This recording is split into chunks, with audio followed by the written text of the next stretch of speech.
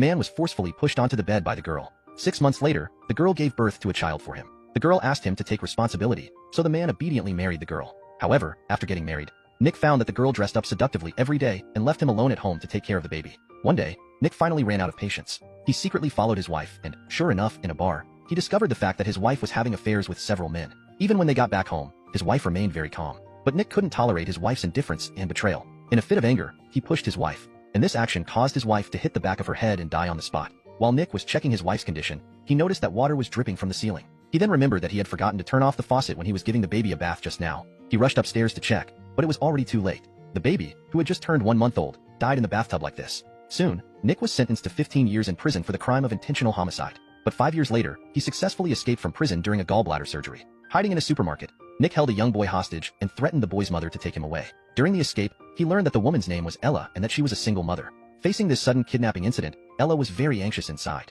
She wasn't sure if Nick would harm her and her son. However, what she couldn't have imagined was that the man in front of her would completely change her life. When the three of them arrived home, as soon as Ella entered the door, she saw the news of the murderer's escape being broadcast on TV. She then realized that Nick was actually a fugitive murderer. In order to prevent this mother and son from being accused of the crime of harboring a criminal, Nick decided to take practical action and kidnap Ella. He gently lifted Ella's feet, and then carefully placed them beside the chair. Then he carefully tied a rope around her, trying his best to avoid scratching her skin. This action made Ella even more terrified. She couldn't figure out what Nick was going to do at all. After Nick tied Ella up, he went to the kitchen and started preparing dinner for them. He even carefully blew on the food to cool it down, and then fed it to Ella. Ella's gaze gradually changed from fear to confusion. She couldn't believe that the extremely gentle gentleman in front of her was actually a fugitive murderer.